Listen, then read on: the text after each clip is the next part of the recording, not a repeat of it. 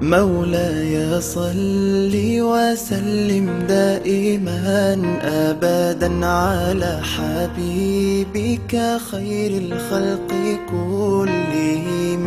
مولاي صل وسلم دائما أبدا على حبيبك خير الخلق كلهم.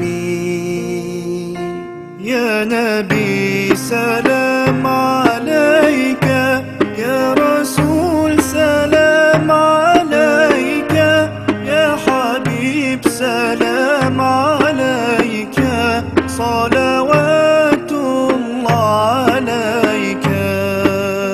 سلام عليك يا رسول الله، السلام عليك يا حبيبي يا نبي الله. السلام عليك يا رسول الله، السلام عليك يا حبيبي يا نبي الله يا رسول الله.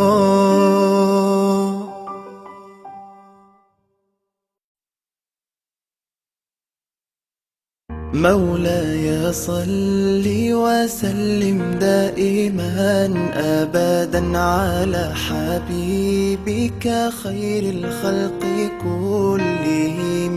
مولاي صل وسلم دائما أبدا على حبيبك خير الخلق كلهم.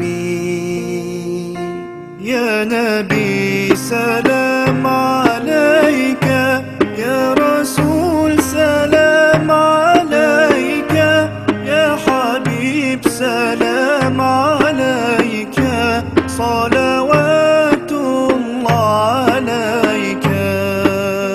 سلام عليك يا رسول الله، السلام عليك يا حبيبي يا نبي الله. السلام عليك يا رسول الله، السلام عليك يا حبيبي يا نبي الله يا رسول الله.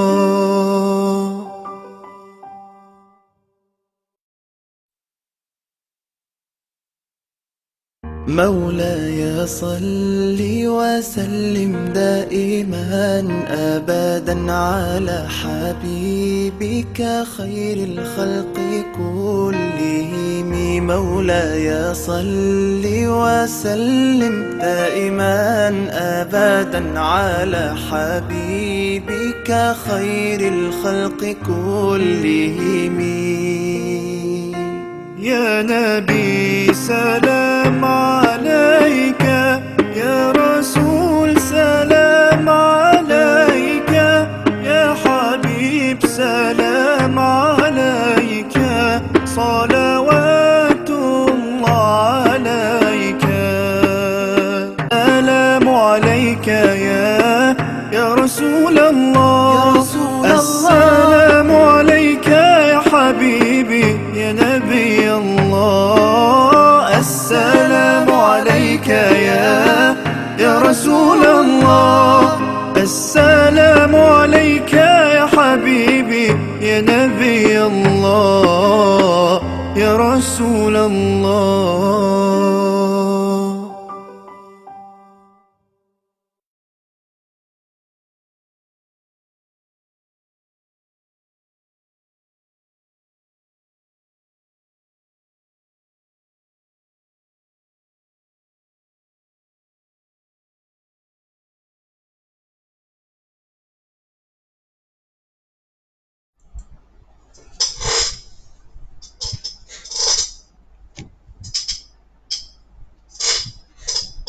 Assalamualaikum warahmatullahi wabarakatuh.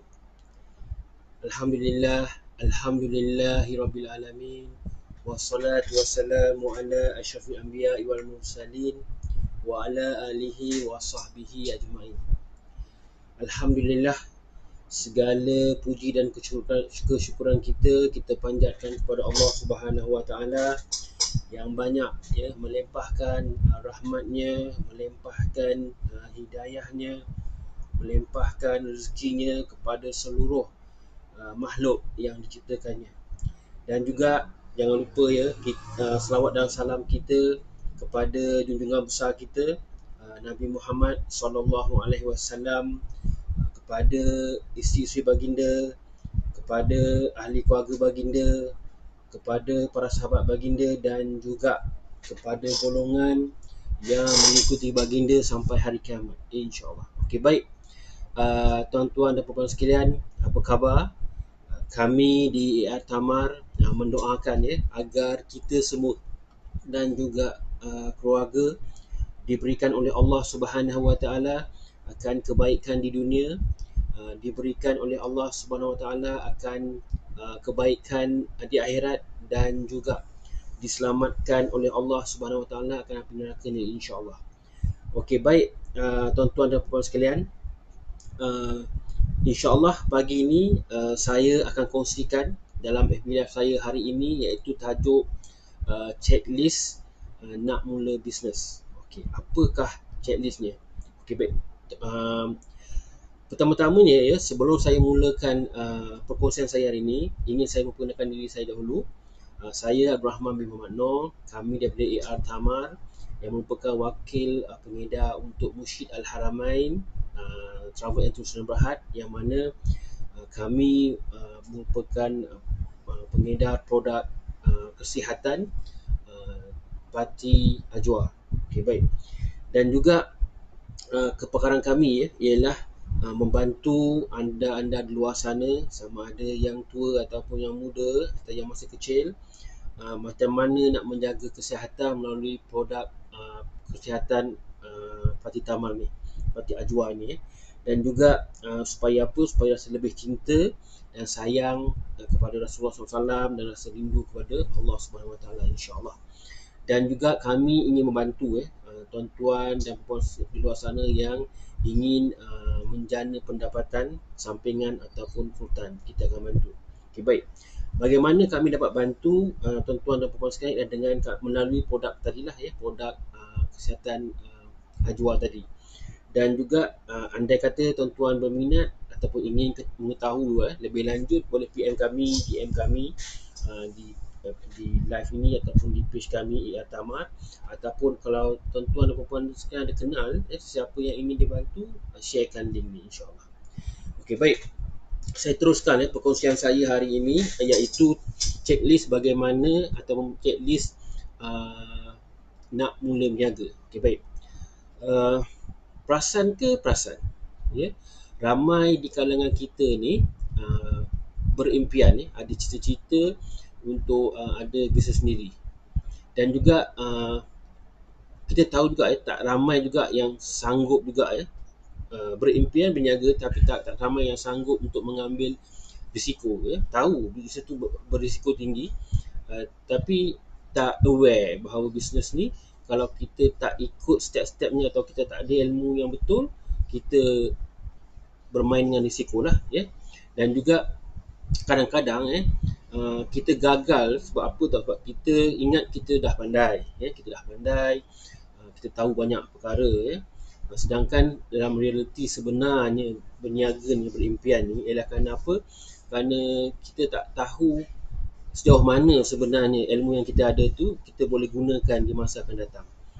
Itu satu perkara yang kita harus fikirkan juga, ya.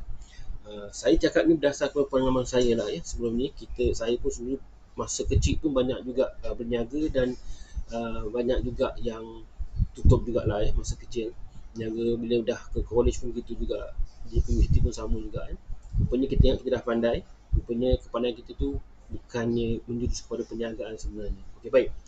Kat sini saya nak kongsikan, ya, pengalaman saya, apa yang pembacaan saya berkenaan dengan macam mana checklist macam mana nak mula bisnes. Okey. Pertama-tamanya ialah tujuan, ya, nawaitu kita tu bila nak mula bisnes, ya. Ada orang, ya, dia jadikan bisnes ni sebagai pilihan terakhir. Kemudian sebagai pilihan terakhir untuk jana pendapatan. Dan ada juga orang yang berbisnes ni hanya suka-suka ataupun saja-saja dia nak ikut kawan-kawan berniaga, nak cuba-cuba nasib, mana tahu trend orang bisnes sekarang kan, ikut luck lah itu ini, yang mana kadang-kadang untung, kata orang untung sabut timbul, untung batu tenggelam, macam tu kan, orang cuba-cuba. Ini kenapa kadang-kadang dalam dunia sekarang ni mudahnya bila nak berniaga ni bila ada sistem stokis, sistem master stokis, sistem agent sistem dropship. Jadi dengan ada sistem ni mudah sikit lah orang nak berniaga. Jadi sebanyak menarik orang minat lah untuk mencuba-cuba kan. Jadi tapi kan untuk kita kalau kita nak serius nak menjadi perniagaan yang kita buat ni adalah satu kerjaya, pendapatan yang elok untuk kita sara ahli keluarga kita nak bantu orang lain, dan juga kita nak jadikan dia seperti yang saya kata tadi, punca utama gaji pendapatan kita. Kita kena pasti sebenarnya tujuan utama kita nak berbisnes. Adakah kita berbisnes, tanya balik diri kita nak berbisnes untuk diri kita sahaja ke, kita seorang je nak kaya ke, ataupun kita nak sama-sama kaya ke, maknanya kita nak bersama bantu staf kita supaya sama-sama mendapat pendapatan, dan juga kita bantu orang keluar yang susah sana, yang ini dibantu. Kita kena tanya niat kita sebenarnya, niat khususnya. Dan juga yang pertamanya kebanyakan orang berniaga ni dia sebenarnya untuk mendapat kewangan yang lebih baik lah. Bila kita baca mana-mana artikel, mana-mana majalah ataupun mana-mana penulisan kebanyakan orang berniaga ni dia mencari sumber kewangan yang lebih baik. Dan juga tak lainnya ada jugalah yang apa ni, tapi apapun kita juga kena tahu juga di samping kita nak sumber kewangan yang baik, itu tidak dinafikan, tak salah kita juga kena tahu bagaimana produk kita ni boleh membantu sebenarnya. Produk kita boleh membantu menyelesaikan masalah orang di luar sana. Okey, itu satu poin saya. Yang kedua ialah kalau kita nak berniaga ni, kita fikirkan daripada diri kita ni, benda apa yang kita suka, apa yang kita minat, hobi ke, hobi yang macam mana, suka ke produk yang macam mana. Kenapa ini penting bila kita suka terhadap sesuatu bisnes tu kan, perjalanan kita kita lilas tak lilas perjalanan kita tu akan menjadi mudah. Kenapa? Kerana kita boleh lakukan dengan sepenuh hati Bila orang contohnya macam ni, kalau kita ada minat dalam sukan bola, jadi kita sanggup berjaga malam nak tengok live bola tu. Begitu juga kalau orang yang terlibat dengan program-program lain ke atau aktiviti lain, dia bila ada minat tu, dia punya spirit, dia punya motivasi tu, dia punya semangat tu lain Okay, baik.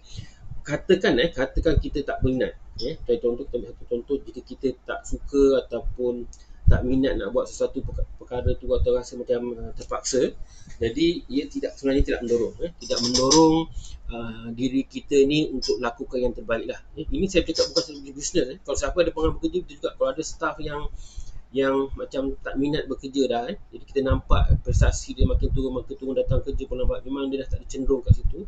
Begitu juga main bisnes dia akan, bisnes tu slowly akan turun, akan tak ada momentum tu lagi dan malah kita akan sentiasa dalam keadaan bersikap negatif. Kalau kita tak ada minat, kita sentiasa skeptikal, kita negatif, kita tak ada mood, kita tidak bermotivasi lah, tidak bersemangat, tidak bertenaga. Jadi ini menyebabkan kita sukar untuk kita buat sesuatu benda tu lah, satu bisnes tu, lama-lama dia akan habis, dia akan selesai, dia akan senyap. Jadi seelok-eloknya pada pengalaman saya atau pandang saya kita buat suatu perkara tu yang kita suka, yang mana ia akan mendatangkan lebih banyak motivasi, lebih banyak mendatangkan semangat, lebih banyak mendatangkan idea-idea baru untuk kita perbaiki sama ada dalam diri kita ataupun dengan bisnes ni ke tahap yang lebih jauh, lebih panjang lagi. Ini dalam bisnes yang kita nak buat, bisnes lebih jarak jauh. Itu poin yang kedua. Poin ketiga ialah jangan lupa bila kita berbisnes ni, macam kita berkawan juga, kita kena cari persekitaran ataupun kita punya circle yang positif, yang berfikiran positif lah kalau boleh. Bukan bermaknanya kita tak boleh berkawan dengan orang yang negatif ni, sama ada kalangan ahli keluarga kita ke, saudara mara kita, bukan tak boleh, bukan maknanya kita kena putuskan silaturahim ni, tidak. tinggal lagi kita tidak boleh terlalu lama dalam kelompok tu, especially isu yang bisnes ni. Contohnya macam kita, contohnya macam apa ni, katakanlah katakan apa ni, kita berniaga, kita berniaga, kemudian apa, kita ceritakan perniagaan kita kepada orang yang bersikap negatif. Jadi kadang-kadang dia punya pandangan, dia punya sharing kat kita tu, kadang-kadang dia boleh lagi menegatifkan lagi kita punya apa yang kita alami tu. Lama-lama kita pun akan down, kita akan bersikap negatif. Itulah lebih kurang dia punya kata korang apa yang kita perlu buat sebenarnya bila kita berbisnes. Permulaan ni memang mungkin agak kekok lah, agak kekok bagaimana yang baru ni, agak kekok lah, dan tidak rasa selesa macam mana nak cari circle yang positif ni kat mana. Tapi kan apabila kita dikelilingi, kena ingat apabila kita cari, kita jumpa, kita dikelilingi orang-orang yang berfikiran positif, orang yang berbisnes yang berfikiran positif, sentiasa mau bangkit, teruskan, bermotivasi, berenergi untuk bangunkan perniagaan ni, dia setiap langsung kita berkawan dengan circle ni, dia membuatkan kita rasa kita ingin belajar sesuatu yang baru. Kita akan rasa kita akan memperbetulkan lagi perniagaan kita, diri kita sebelum ni, dan juga dia menjadi pemangkin penolak untuk kita untuk lakukan sesuatu yang lebih baik. Contohnya macam kita berkawan dengan circle politik, kalau dia ni biasanya boleh berjaya, contohnya, aku rasa tak boleh berjaya. Jadi sedikit banyak dia membakar semangat kita tu untuk terus bangkit, berbanding kalau kita bersama circle yang negatif tadi. Okay, baik. Jadi seloknya jangan buang masa lah, jangan buang masa dengan orang-orang yang suka merendahkan diri kita, merendahkan kemampuan kita. Bukan kita putuskan, saya ulang sekali lagi, bukan kita nak putuskan silaturahim, tak. Kita berkawan, dengan lagi bila bab-bab yang melibatkan yang kita perlukan sokongan tu, di perniagaan tu, kita kena cari circle yang betul, circle yang positif, yang berfikiran positif. Okay, baik. Itu poin yang ketiga saya. Dan yang keempat ialah kita kena ada sikap yang sentiasa ingin belajar, sentiasa ingin mencari ilmu-ilmu baru, ilmu-ilmu yang baru lah. Maknanya kita kena bersedia untuk kita buka minda kita untuk belajar benda-benda yang up to date. Kita tak boleh berharap dengan apa yang ilmu yang kita ada. Kadang-kadang ilmu yang kita ada tu, pengalaman kita ada tu, tak boleh di-applykan atau tak boleh dipraktikkan pada masa sekarang ataupun akan datang. Jadi kita perlukan benda-benda baru. Okey, baik. Jika kita rasa kadang-kadang kita rasa kita ni dah banyak pengalaman. Contoh kita dah rasa kita banyak pengalaman, kita pernah jatuh bangun, dan juga setengah orang pula dia rasa dia ada kelulusan tinggi dalam bidang perniagaan contohnya, dan dia tahu selok-belok bisnes. Sebenar-benarnya macam saya cakap, kita kena fikir semula, kita fikir semula. Bukan apa, ramai orang sebenarnya dia ada keinginan untuk tidak mau belajar, tidak mau belajar benda-benda baru ni, dan juga apa ni, keinginan tu sebenarnya dia boleh membunuh perniagaan kita lah. Contohnya macam kita panggil, kita tengoklah contoh orang-orang yang lama trend dia berniaga kan, itu cara zaman dulu. Kadang-kadang bila zaman macam COVID ni, contohnya COVID ni memerlukan support daripada rider-rider di luar sana untuk buat penghantaran barang-barang kan. Jadi kalau kita berniaga yang biasa orang datang, tiba-tiba COVID datang, jam. Kalau kita buat cara lama juga, memang tak ada orang datang ke kedai kita. Macam tu je. Jadi kita kena update, dapatkan ilmu. Kita kena cek orang rider lah kat luar untuk support, untuk mereka hantar produk kita. Jadi dengan itu, bila kita belajar begitu, kita akan sentiasa di hadapan lah. Kita akan sentiasa di hadapan. Dan juga apa ni yang pentingnya bila kita nak buka minat kita untuk belajar ni, kita janganlah sentiasa ego. Kita kena buang sombong kita kena buang ego, kita kena lapangkan fikiran kita, terima ilmu-ilmu baru ni. Kita kena bersikap terbuka lah. Itu saya kata, bila poin ketiga saya tadi, bila kita berada di pemikiran yang positif, orang yang positif, insya-Allah kita akan sentiasa berpositif, dan kita akan begitulah, kita akan buka minda kita untuk terima ilmu-ilmu bisnes yang baru. Okey, baik. Kemudian yang kelima ialah kita letakkan keutamaan kita ni pada pelanggan. Okey, ini pandangan saya. Apa maksudnya? Maksudnya ialah apa ni, customer always right ataupun customer first ke, kita kena letakkan di situlah. walaupun kita berasa bangga dengan kejayaan kita, dengan bisnes kita sendiri lah, katakan kita dah ada run bisnes, tapi dalam masa yang sama kita pun sebenarnya kena mengutamakan juga pelanggan kita. Kita dengan berikan perkhidmatan yang terbaik kepada pelanggan, terutama pelanggan kita yang lama. Alhamdulillah, yang lama ataupun yang baru ni kita jaga database tu, ya. Sentiasa kita kata orang urut massage kan, maksudnya kita sentiasa keep in touch dengan database ataupun pelanggan kita ni. Secara langsung dia akan membantu kita dapat feedback, ya. Kita boleh tanya dia feedback apa tentang kita. Yang positif pun kita ambil, yang negatif pun kita ambil. Kenapa pentingnya pelanggan kita jaga is kerana pelanggan ni sebenarnya, kalau kita fikirkan, kalau kita berfikir positif, pelanggan ni sama ada yang tak negatif, dia komen negatif tu, komen tu is gold sebenarnya, satu gold, emas. Yang mana bila kita dapat sesuaikan yang negatif ni dengan bisnes kita, jantung orang yang beri lontaran negatif, yang komen negatif tu, dia terima idea kita dan dia akan automatik dia akan jadi pelanggan kita. Nampak? Bila kita tukarkan feedback pelanggan tu dalam database kita kepada positif, maknanya macam kita terima feedback mereka lah secara terbuka. Baik. Kemudian itu yang kelima. Yang keenam ialah kita rancang. Yang penting rancang dengan teliti perjalanan bisnes kita ni. Okay, dalam bisnes pada pandangan saya lah yang ada pengalaman saya dalam perniagaan ni, lebih-lebih lagi kalau kita yang baru-baru nak berbisnes ni, perancangan tu adalah kata orang paling penting lah. Penting kita susun perancangan kita ni, sama ada dalam bentuk bulanan, tahunan lah. Itu penting kita ada kalender kan, jadi kita letakkan perancangan kita tu. Sebagai contoh, bila tiba event macam hari raya, kita buat promosi, kita susun perancangan marketing, perancangan apa nak buat bayar bonus, semua kita kena susun lah. Dan juga dan juga kita kena bertindak, kena disiplin bertindak mengikut apa yang kita dah plan tahunan atau bulanan ataupun harian atau mingguan tu lah. Kita kena disiplinkan diri kita. Okey, itu yang kena. Ketujuh ialah kita kena sesuaikan diri lah. Walaupun kita kena sesuaikan, kita katakan kita telah buat persediaan untuk berbisnes, tetapi ada setengah perkara yang kita kena ingat tidak boleh diramalkan. Kadang kita rancang, ada benda tu tidak boleh, apa yang kita rancang tu Allah lah sebagai perancang. Jadi kita kena kata orang sesuaikan keadaan. Maknanya kita kena pastikan kita dan bisnes kita tu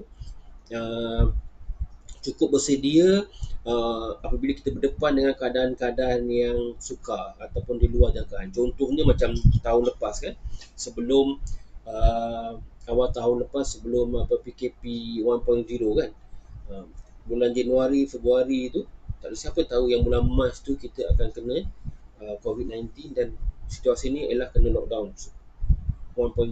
Tak ada siapa dapat sangka kan. Jadi bila kita tiba bulan Mac tahun lepas tu, memang saya rasa banyak orang memang tak tahu nak buat apa dah. Jadi sebaik-baiknya kita sesuaikan diri, kita terima persediaan tu, kita dah bersedia, macam ni lah. Kita cepat ubah kita punya perancangan bisnes tu, macam mana kita nak tarik lagi klien dengan cara apa, cara online ke, atau masih lagi nak gunakan cara offline. Okay, baik. Itu satu. Itu yang ketujuh. Yang ke-8 ialah kita tahu bila kita buat marketing ni, kita ada secara offline, kita ada online. Jadi kita gunakan kuasa media kita tu untuk kita membantu bisnes kita menghubungkan perniagaan kita dengan prospek-prospek kat luar sana lah, trafik-trafik kat luar sana, sama ada dengan rakan kongsi ke, dengan pelanggan ke, atau sesiapa saja, untuk kita promosikan produk kita ataupun perkhidmatan kita kepada luar. Maksudnya kita gunakan online, sosial media yang kita ada, dan juga offline. Okey, baik. Dan juga bagaimana caranya untuk kita ciptakan rangkaian ni, hubungan yang lain dengan kita mempunyai kita juga sebenarnya boleh konsistenkan bila kadang-kadang kita boleh konsistenkan sosial media online kita ni. Bila banyak orang duduk rumah, jadi kita ubah strategi tu, kita promote online. Offline ni kita minimizekan, buat maksudnya pasal apa, tak sesuai. Because COVID kita orang pun tak datang, kita pun tak boleh jauh sangat keluar. Jadi kita sesuaikan keadaan tu. Okay, baik. Yang ke-9 checklist saya lah, pengalaman saya ialah kita mulakan jualan atau pemasaran. Ini benda yang paling penting lah dalam bisnes. Sebab apa? Pemasaran ni ataupun marketing ni, dia sebenarnya dia buat orang nampak. Marketing ni ialah buat orang nampak produk kita ataupun bisnes kita. Dan kita perlu tahu bahawa kalau kita buat live contohnya, kita ada 15 saat je untuk tarik orang supaya tahu berminat apa yang kita buat. Apa itu cara dia. Kita nak attract orang tu dalam masa 15 saat. Kalau kita tak berjaya, maknanya kita tak boleh apalah. Maknanya kita kena cuba cara lain. Di mana pun kita boleh attract pelanggan tu. Dan juga kita kena, jangan lupa kita pastikan kita menunjuk idea-idea yang berpotensi lah, yang berkaitan dengan masalah prospek ni. Maksudnya kadang-kadang orang tertarik dengan masalah jadi kita gunakan masalah tu sebagai key point kita untuk menarik orang dalam masa 15 saat tu untuk datang kepada kita. Itu yang sebenarnya. Yang 10, pada pandangan saya ataupun pengalaman saya dan juga apa yang saya baca di luar ialah jangan cepat berputus asa. Maknanya bila kita berbisnes ni, dalam banyak hal pun kita kena ingat bila kita mula berniaga ni, kita tengok memang ramai orang lah, mula berniaga memang ramai orang bersemangat dan tidak mudah mengalah lah dalam masalah dan cabaran ni tapi bila dalam lama tu dia punya semangat tu jadi kendur. Jadi kita kena konsisten supaya kita jangan cepat putus asa. Dan juga kita kena ingat kunci orang yang berjaya adalah mereka yang tidak mudah berputus asa. Jadi kita kena konsisten dan terus buat sampai habis, jangan berhenti setengah jalan. Walaupun lebih banyak kemungkinan yang berlaku ataupun apa cabaran yang kita lalui, insyaAllah. Okey, baik. Tuan-tuan dan puan sekalian, itu saja yang saya nak kongsikan dalam untuk topik FB Live saya hari ini, iaitu checklist nak mula bisnes. Kepada tuan-tuan dan puan sekalian yang baru saja mengikuti FB Live saya ini, boleh ulang siar kemudian insyaAllah bila habis tamat FB Live ni. Dan juga kepada tuan-tuan puan semua, jangan lupa kita jumpa lagi dalam FB Live besok insyaAllah pada waktu yang sama pukul 9 pagi dengan tajuk-tajuk yang insyaAllah menarik untuk kita semua. Dan jangan lupa kongsikan video ni kepada atau sharekan kepada kawan-kawan ataupun sahabat-sahabat yang lain. Mudah-mudahan kita membantu dalam melakukan perkara kebajikan. InsyaAllah kita mendapat pahala, insyaAllah. Okey, baik tuan-tuan dan sekalian, sebelum saya mengakhiri webinar saya, saya ingin kongsikan satu perkara lah, iaitu kami di Artamar sekarang ni sedang mencari apa ni dropship ataupun apa ni ejen bagi membantu kami untuk suri rumah ataupun student ataupun mereka yang sedang mencari pekerjaan tetap yang ingin buat part time dulu ataupun sambilan, ataupun yang ingin cari duit lebih, ataupun pesara-pesara kerajaan yang pensioner ni, ataupun swasta atau sesiapa saja yang berminat yang ingin berniaga secara sambilan sebagai ejen dropship kami, yang mana kami offer sekarang tidak ada modal lah jadi tapi siapa cepat dia dapat. Dan juga pendaftaran ni percuma, kami bagi percuma, kemudian tidak perlu sebarang modal tapi tawaran terhad, kemudian tidak perlu simpan stok dan juga tidak perlu post barang, kemudian bahan-bahan pemasaran seperti image, testimoni pelanggan, gambar-gambar, video pemasaran kami akan kongsikan kepada dropship kami yang berjaya lah. Dan juga bukan itu saja, group support pun kami sediakan. Contohnya macam group support ni lah group yang baru, orang yang baru nak niaga dalam bidang ni, jadi kami akan providekan group support ni dalam bentuk website group ataupun telegram group ataupun dalam FB group. Di situ dalam tu ada macam-macam perkongsian yang kami buat dah. Dan juga semuanya melibatkan macam mana nak growkan bisnes bersama kami. Kemudian bukan itu saja, coaching pun kami sediakan kepada dropship yang berjaya join kami. Kami akan buat coaching secara Zoom. Kita akan buat insya-Allah. Kemudian kami juga sediakan reward. Maknanya reward dalam bentuk bonus, yang mana bila seorang dropship tu dapat achieve ataupun berjaya dapat jualan tertentu, kita akan bagi bonus bulanan. Kita akan bagi bonus 3 bulan, 6 bulan, 9 bulan dan juga tahunan lah, insyaAllah. Tapi yang penting, apapun yang penting, ejen dosi kami, bakal-bakal dosi kami ni atau tuan-tuan sekalian di sana, mestilah rajin, rajin dan komited. Itu penting. Okey, baik. Itu saja yang saya nak kongsikan hari ini berkenaan dengan peluang dropship daripada kami, insyaAllah.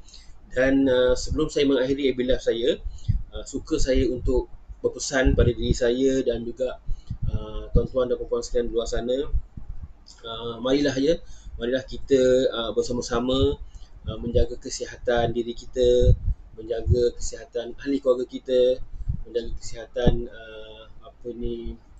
jalan-jalan sekeliling kita jalan-jalan tetangga kita dengan mengamalkan penjarakan sosial ni. Pakailah ikutlah SOP yang ditetapkan, pakai double face mask, penjarakan 1 meter atau lebih, ataupun kita jaga kebersihan dan juga sanitizerkan diri tu apabila kita dah berurusan tempat tu juga. Dan juga andai kata di 2 minggu ni ada yang nak keluar tu, nak shopping, beli barang-barang dapur ataupun seumpamanya, jangan lupa bila balik daripada luar tu terus mandi dulu, bersihkan diri, kemudian sabun dan seumpamanya, barulah beraktiviti berhujung minggu dengan keluarga. Dan juga apapun, jangan lupa kita teruskan kita berusaha, kita berdoa dan juga kita bertawakal. InsyaAllah kita akan berjaya mengharungi cobaan ni. Ya Nabi salam alaika, Ya Rasul salam alaika, Ya Habib salam alaika, salawatullah alaika.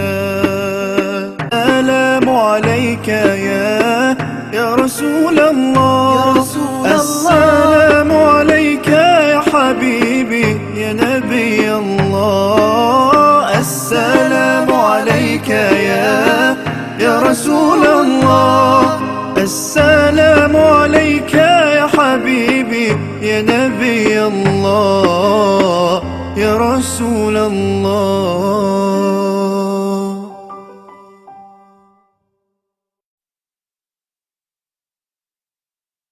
مولاي صل وسلم دائما أبدا على حبيبك خير الخلق كلهم.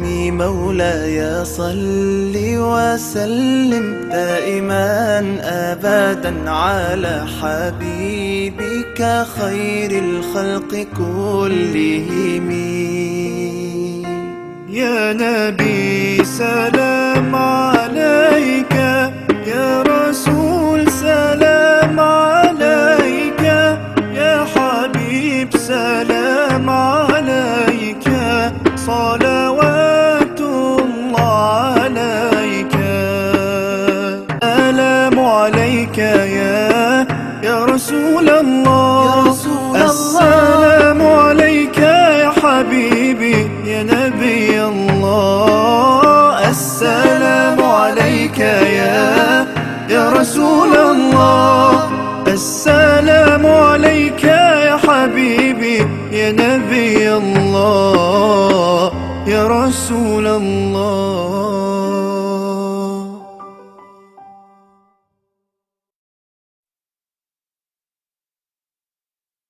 مولاي صل وسلم دائما أبدا على حبيبك خير الخلق كلهم.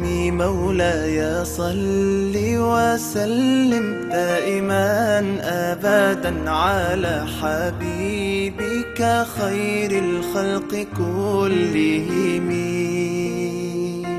يا نبي سلام عليك، يا رسول سلام عليك، يا حبيب سلام عليك، صلوات الله عليك.